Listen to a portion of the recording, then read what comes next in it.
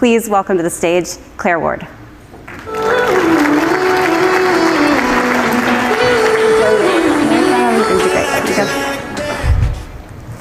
Well, good morning, everyone. It's absolutely great to be here today. I'm Claire Ward from Tech Director of Travel and Hospitality Global Industry Team at AWS. Now, I figured that given I'm the last person between you and lunch, we better make this a bit of fun. So today is going to be about quite a few fun stories.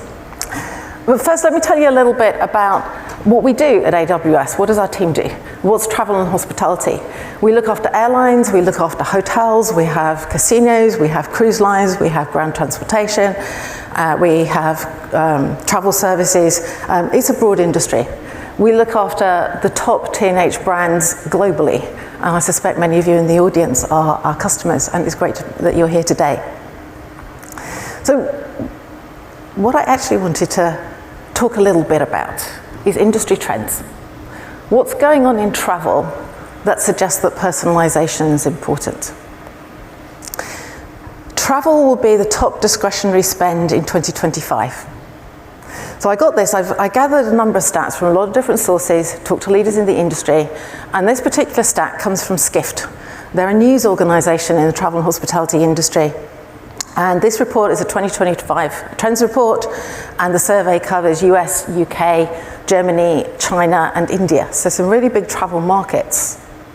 And one of the things that stood out when it says travel will be the top discretionary spend is that's over and above things like electronics, things like wellness and fitness. And one that actually made me smile over home improvements, because I have a big home improvement project going on at the moment, and I really wish I was spending more on travel this year than on home improvements, because it's sort of quite expensive. But what does it tell us about what people want? People want trips to do with wellness. People want travel to do with adventure. People want travel that gives you an authentic experience. Now, before I go on a couple more things, let's just think about where this is coming from. One of the things we're seeing in the industry, and you've probably seen in the news, that there are a lot of destinations now trying to restrict travel due to over-tourism. So Barcelona has limited the number of Airbnb properties. Venice is putting fees for tourists on going to Venice. Juneau in Alaska is limiting the number of cruise ships that can dock. And actually, when I saw the stats, in a day in Juneau, there can be 38,000 people come off cruise ships. Like, I really don't want to be there either. I want to go in something much more authentic, something a bit further afield. So travel's changing. People care more about sustainability in travel.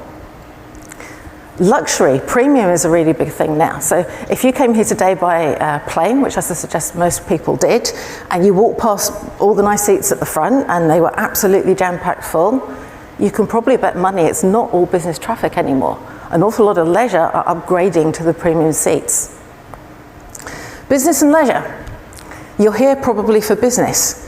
Many people now want to combine that with leisure. So going back to that survey, UK and US, 72% of people said this year, I will combine a business trip with leisure. In India, it was 95%.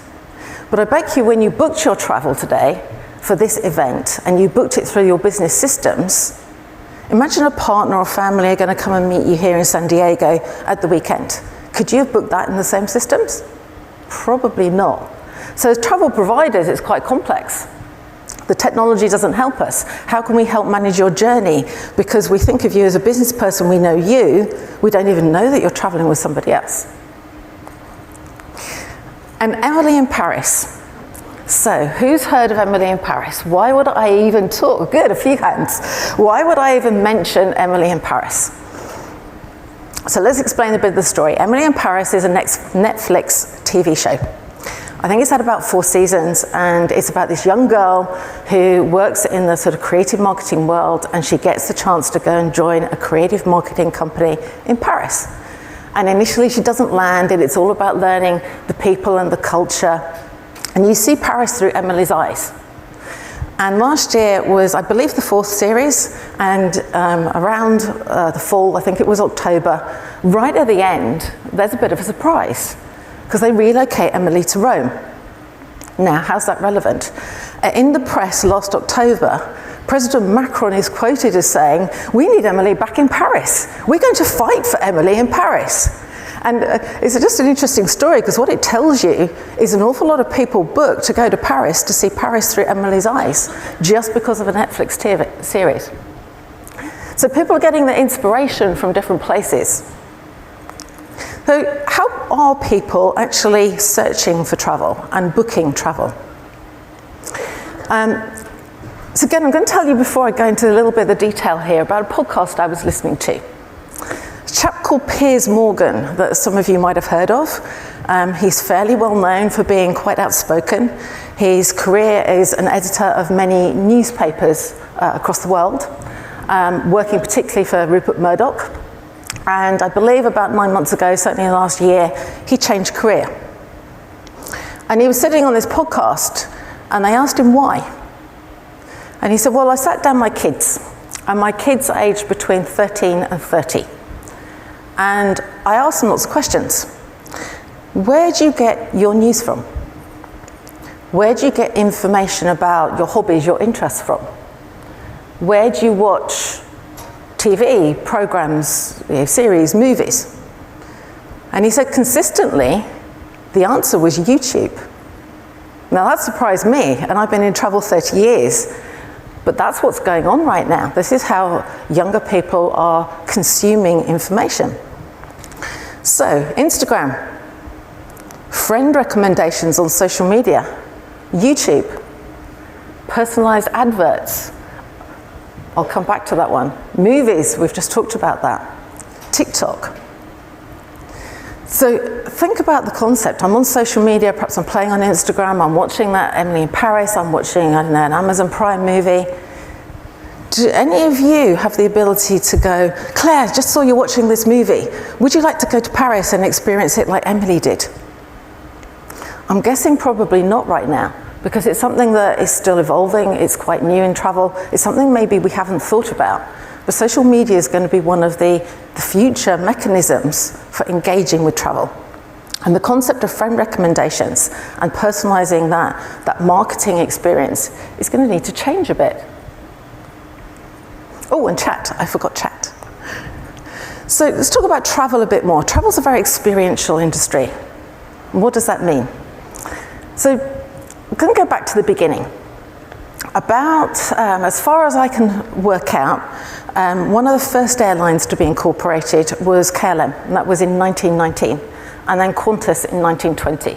So largely you could say the world of travel as an industry is at least 125 years old. Let's get it right, 105 years old. That's quite old. And now let's think about technology. Technology sort of started with big mainframe type systems in the 50s.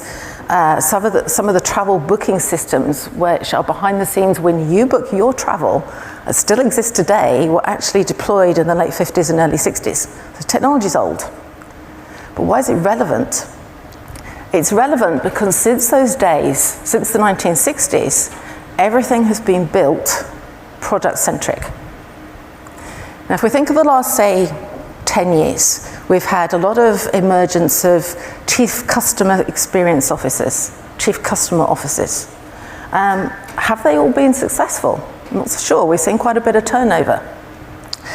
It's particularly difficult to achieve that job, to provide a great customer experience when all the technology you got has traditionally been product-centric. I'm going to talk about in a bit later about how that's changing.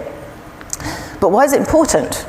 Let's go back to those type of people that actually get their inspiration for travel on social media and book based on that, perhaps some of the younger generations.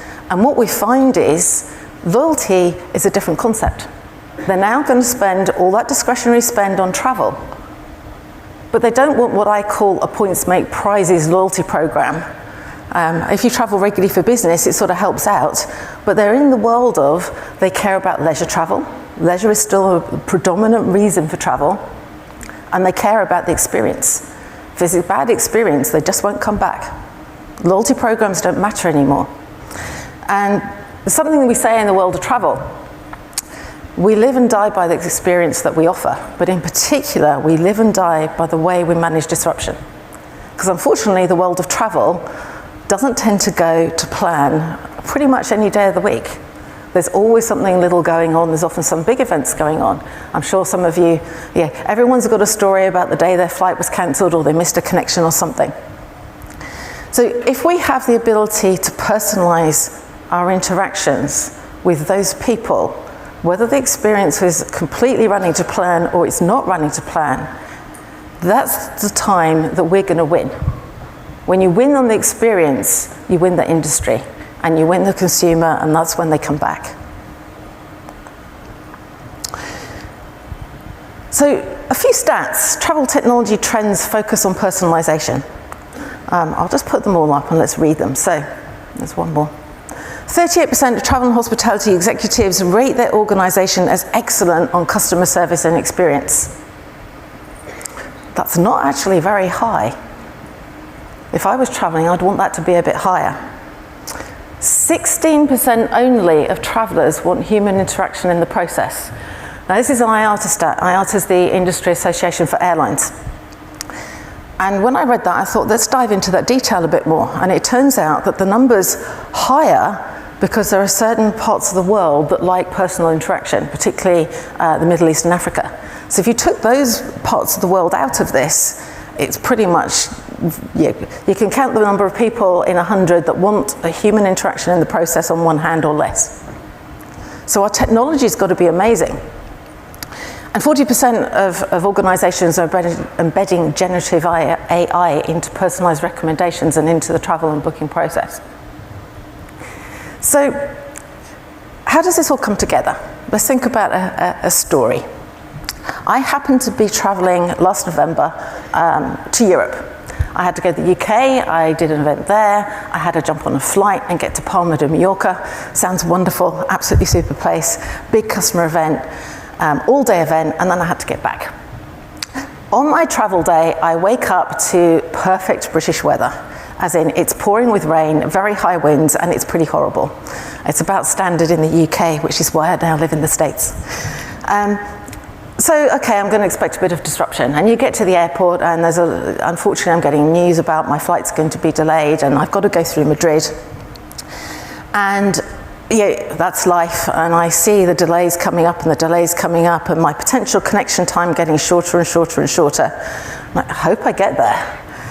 And I get to Madrid and my experience sort of goes like this. I'm frantically searching on the airline app for my connecting gate. No such luck. Absolutely zero information that was useful on connecting gates. I'm frantically searching anywhere on the airline app, wayfinding boards for how to actually get to the connecting gate, because for some reason I had to go through another immigration check, which I didn't know about. And I got completely lost in the airport because the signage was awful.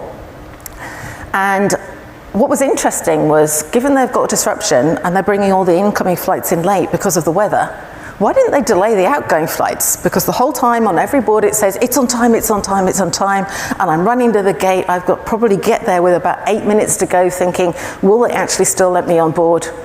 Well, I should have guessed it's the Mediterranean. They'd only just started boarding. The lines were really long and I was absolutely fine. But it was on time. That's very Mediterranean. I call it, sorry and apologies to anyone from that part of the world. I sort of call it Mediterranean manana. It's a bit how it works. It's a bit ish. It was on time. So great. I get in my seat and I'm sitting there and your heart goes to your boots because I was in the UK for about 10 days and I couldn't do it all on hand luggage. So I put my bag in the hold with the suit that I was going to host on stage the next day for my big customer event. And I'm in jeans and a pretty scrappy old jumper. Guess what? My bag didn't show up. And I'm looking on all the apps going, where's my bag? What's going on? Absolutely zero information. We get to Palma, and I knew there were 2 other flights. So the bag probably got there that day. Did I get it? No. Told the hotel, so the minute you get it, please text me, make sure I know that the bag's here. I can pop back and change in the morning. I'd really like my suit, please. Because I'm standing on stage in all of yesterday's clothes, not feeling very great. So what does the hotel do? They try to call me when I'm on stage speaking, so I happen to miss the call. And I get back to the hotel in the evening, having done the whole event in yesterday's clothes, to find they had the bag at 9 o'clock in the morning. And not anywhere through that whole process did anyone think about the impact on what happens. Where was the information?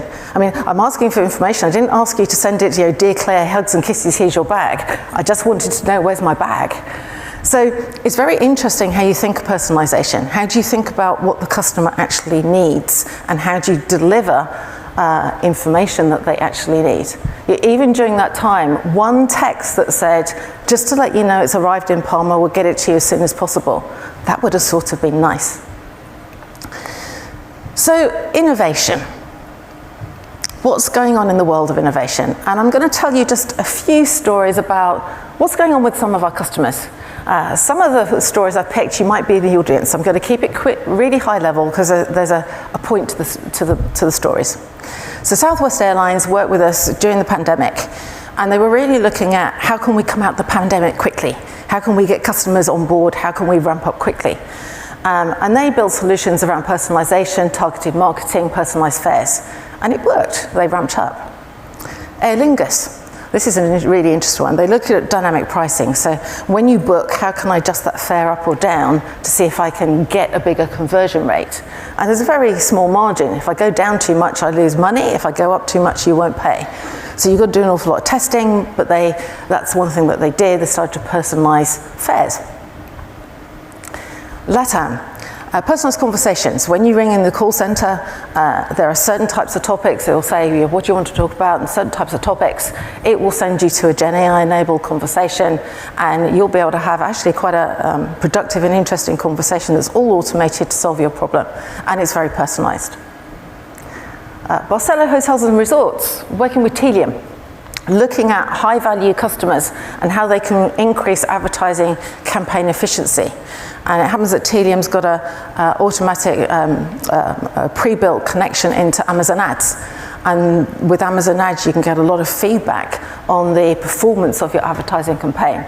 So you can personalize and improve that performance. Chewy, they spoke here last year about their creative content. So Chewy's a European brand. They have hotels, they have aircraft, and they have their own cruise lines. And across that, they offer full leisure packages. But whether it's offering a better family room and offering an upgrade for a family room, or offering a different cabin on the cruise line, or I don't know, offering to sell you Wi-Fi on board, they all want to personalize that experience. And finally, United. This is quite an interesting one. It's something that United is launching right now. It's out there in the press. Connected media. What United are doing is we now have a world where Wi-Fi on board is possible to be on all the time and available and decent bandwidth. Not many of you will have experienced that. Wi-Fi tends to be a bit dodgy, but it is now possible. It's traditionally better over land than water. Now you can get it globally. So what does that mean to an airline? Well, I can take off all the big equipment that I serve up all the movies and all the entertainment. I can take that off the aircraft. I can save fuel. And you can just sit there with your own device and sign on, and you can stream Netflix, you can watch sports, you can do what you like. So this is a great concept. But United want to do more than that. They want to know you as a consumer, because naturally, as a business, they want to make offerings to you, and they want to improve your experience. And then they've realized that they can do that across all their digital channels. And they have this concept of pick up where you left off. So you're on one flight and you're watching some sports or watching a movie, and the flight comes to an end and you get your connecting flight. And instead of having to start again and work out where you were, it just picks up where you left off. And now they're looking to extend the experience and engagement with you across every channel, across the contact center, across website, across mobile app. But why the story? The question is, the great ideas, but do they deliver personalization? And the first thing to note is I told them in a timeline. So the first one I told you about, Southwest, was just after COVID, or during the pandemic. United is right now, it's happening right now. And actually, when I've talked to those customers and I get behind the scenes and understand what's actually going on, until about 18 months ago, the vast majority of that personalization was at the persona level. So you might know I'm a business traveler. You might know I'm female. You probably don't know anything about me, Claire, or I like a Lyle seat, or what I like to drink on board, or anything else about my experience in the journey. And what's most interesting is I feel we're now at sort of a pivotal time, because between solutions like Tealium, between some of the solutions I'm going to talk about today, between Gen AI, we have the ability to transition and accelerate the pace of which we actually do real personalization. So another type of story, because we're also seeing that personalization is going to change behaviors. Before I get into solutions, the solutions are the boring bit. The stories are much more fun. So I'm a diver, and once a year I go on a dive trip, and I prefer to go on a boat because you can visit unusual dive sites. And at the end of January, early February, I went off to the world of Indonesia. And I had to travel through Jakarta and then to a little island in the middle of Indonesia. And my turn trip was from another little island to Jakarta and back home. And we're literally, so my flight out was sort of something like 1 o'clock on a Friday. And this is now about 12 o'clock on the Thursday, and I'm on the boat. And hubby says to me, I need to check something online, can I just borrow your laptop? Yeah, no problem. And we're lucky because we've finally got some service. On a boat, you don't normally get phone or internet service or anything. It's actually quite pleasant when you're away on holiday, no one can talk to you. So he gets on my laptop, he plays, and hands it over to me, and I spot an email. So this is sort of quite lucky, because the email says, we're really sorry, we just cancelled your flight from the island to Jakarta. Now I'm not going to get home at all. And this is common in the industry. So what actually happens, they had 3 flights a day, one about, 7 o'clock in the morning, one at 1 o'clock in the afternoon, one at 5 o'clock in the evening. And I chose the 1 o'clock because it got to Jakarta just at the right time to have about a 3-hour connection to my flights home. What did they do? They put me on the 5 o'clock in the evening. I'd have missed everything. And so I'm sitting there with this email going, couldn't you just put me on the 7 o'clock in the morning? So let's read the email, and it says, if you don't like what we've done to you, reach out to customer service. Here's their email address, they'll fix it. That's the essence of the email. So what do? I immediately reach out to customer service and say, please sort this out, please get me on the 7 o'clock in the morning flight. And you immediately get a response saying, dear customer, thank you for your email. Our response rate is normally about 24 hours. We'll get back to you tomorrow. Okay, so now you're going to get back to me after the flight that I really, really need to be on to get to Jakarta. Yeah, you get the story.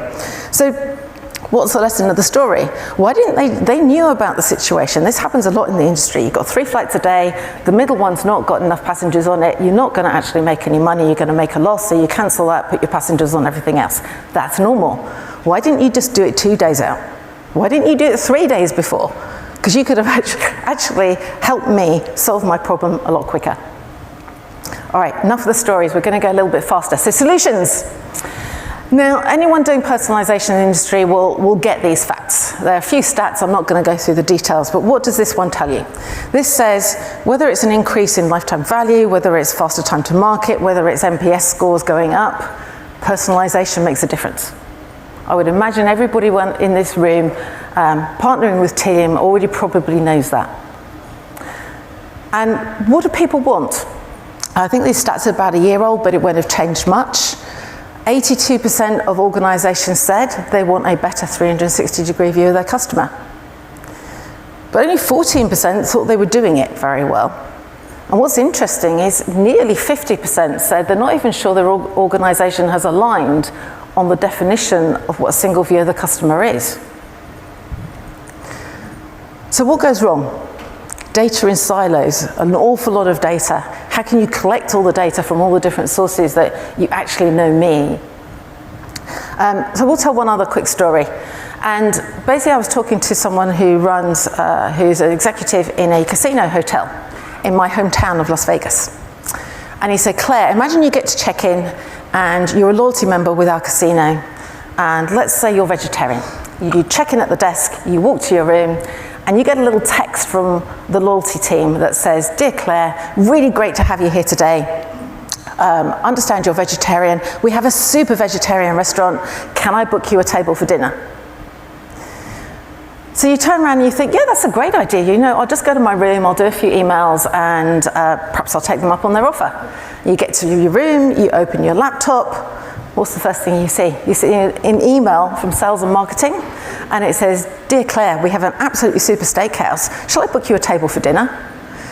That's exactly what happens. We know, we've all got those stories to share. Data's in silos, and we're not working off a common data source, and we don't know all the information about our customer. So that is exactly why AWS built a solution called Unified Profiles for travelers and guests on AWS. What does it do? It takes data from every source you have on your customers, loyalty systems, booking systems, all sorts of other systems. It unifies that data real time.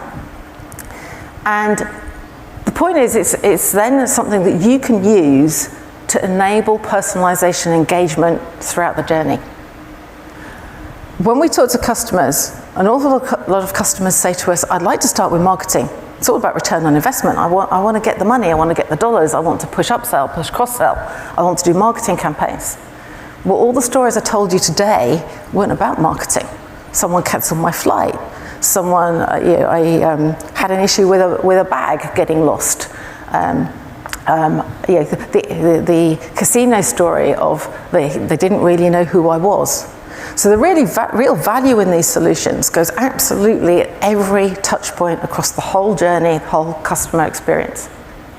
Now we're running a little bit short of time. I had a video. I'm just going to say the guys at the back will pass over the video because I think we're running a little bit short of time, because I do just want to finish on a couple of small things. So let's just go on to the next slide.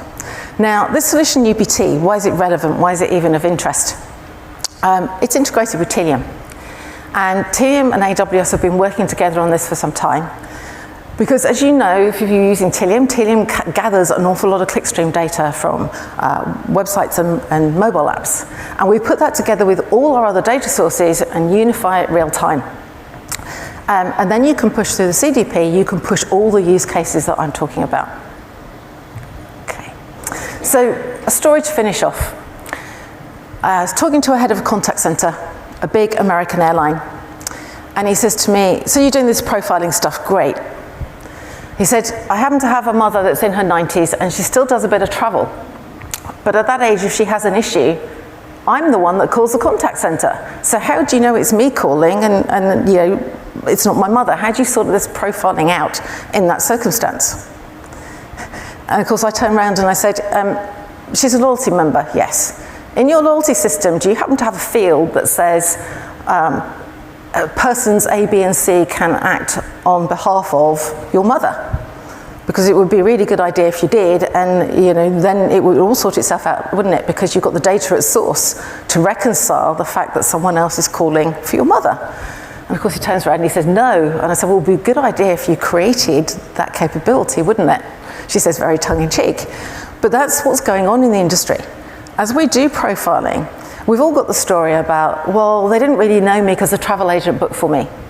Or if you're lucky enough to have an assistant at work, your assistant booked, they put their phone number, their email address in because they're going to organise your trip for you. They're going to tell you when to go to the airport, and they're going to print out your tickets and all that sort of stuff. That's what happens traditionally. But we have to reconcile all of that data in profiling, and we have to understand you and the context of you. And that's exactly what these solutions do together. So something, just to finish off, I think the biggest thing that we're going to see is technology is going to change the way we do personalization. The advent of Gen AI is going to escalate that very quickly. I think the third message was personalization wins. And if you don't do personalization, competition is going to eat your breakfast.